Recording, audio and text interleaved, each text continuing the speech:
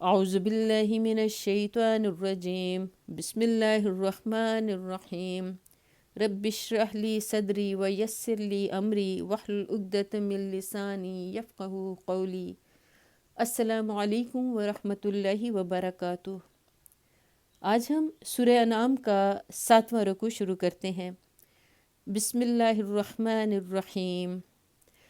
قل انی نہیت ان اعبد الذین تدعون من دون اللہ قل لا اتبع اہواءکم قد دللت اذا وما انا من المہتدین۔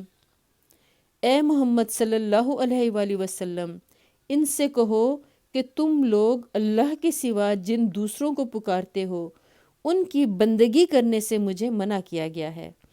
کہو میں تمہاری خواہشات کی پیروی نہیں کروں گا، اگر میں نے ایسا کیا تو گمراہ ہو گیا، راہ راست پانے والوں میں سے نہ رہا۔ قل انی علی بینۃ من ربی وکذبتم بہ ما عندی ما تستعجلون بہ۔ کہو میں اپنے رب کی طرف سے ایک دلیل روشن پر قائم ہوں اور تم نے اسے جھٹلا دیا ہے۔ اب میرے اختیار میں وہ چیز ہے نہیں جس کے لیے تم جلدی مچا رہے ہو۔ اشارہ ہے عذاب الہی کی طرف۔ مخالفین کہتے تھے کہ اگر تم خدا کی طرف سے بھیجے ہوئے نبی ہو اور ہم کھلم کھلا تم کو جھٹلا رہے ہیں تو کیوں نہیں خدا کا عذاب ہم پر ٹوٹ پڑتا۔ تمہارے مامون من اللہ ہونے کا تقاضا تو یہ تھا کہ ادھر کوئی تمہاری تکذیب یا توہین کرتا اور ادھر فوراً زمین دھستی اور وہ اس میں سما جاتا، یا بجلی گرتی اور وہ بھسم ہو جاتا۔ یہ کیا ہے کہ خدا کا نبی اور اس پر ایمان لانے والے تو مصیبتوں پر مصیبتیں اور ذلتوں پر ذلتیں سہ رہے ہیں، اور ان کو گالیاں دینے والے اور پتھر مارنے والے چین سے رہ رہے ہیں۔ ان الحکم الا للہ یقص الحق وہو خیر الفاصلین۔ فیصلے کا سارا اختیار اللہ کو ہے، وہ امر حق بیان کرتا ہے اور وہی بہترین فیصلہ کرنے والا ہے۔ قل لو ان عندی ما تستعجلون به لقضی الامر بینی وبینکم واللہ اعلم بالظالمین۔ کہو اگر کہیں وہ چیز میرے اختیار میں ہوتی جس کی تم جلدی مچا رہے ہو تو تمہارے اور میرے درمیان کبھی کا فیصلہ ہو چکا ہوتا، مگر اللہ زیادہ بہتر جانتا ہے کہ ظالموں کے ساتھ کیا معاملہ کیا جانا چاہیے۔ وَعِندَهُ مَفَاتِحُ الْغَيْبِ لَا يَعْلَمُهَا إِلَّا هُوَ وَيَعْلَمُ مَا فِي الْبَرِّ وَالْبَحْرِ۔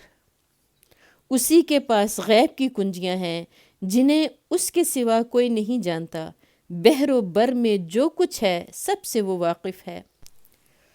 وَمَا تَسْقُطُ مِنْ وَرَقَةٍ إِلَّا يَعْلَمُهَا وَلَا حَبَّةٍ فِي ظُلُمَاتِ الْأَرْضِ وَلَا رَطْبٍ وَلَا يَابِسٍ إِلَّا فِي كِتَابٍ مُبِينٍ۔ درخت سے گرنے والا کوئی پتا ایسا نہیں جس کا اسے علم نہ ہو، زمین کے تاریک پردوں میں کوئی دانہ ایسا نہیں جس سے وہ باخبر نہ ہو۔ خشک و تر سب کچھ ایک کھلی کتاب میں لکھا ہوا ہے۔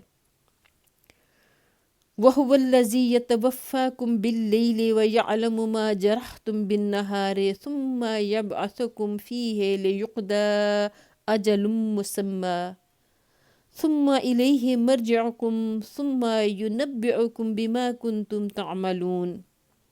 وہی ہے جو رات کو تمہاری روحیں قبض کرتا ہے اور دن کو جو کچھ تم کرتے ہو اسے جانتا ہے، پھر دوسرے روز وہ تمہیں اسی کاروبار کے عالم میں واپس بھیج دیتا ہے تاکہ زندگی کی مقرر مدت پوری ہو۔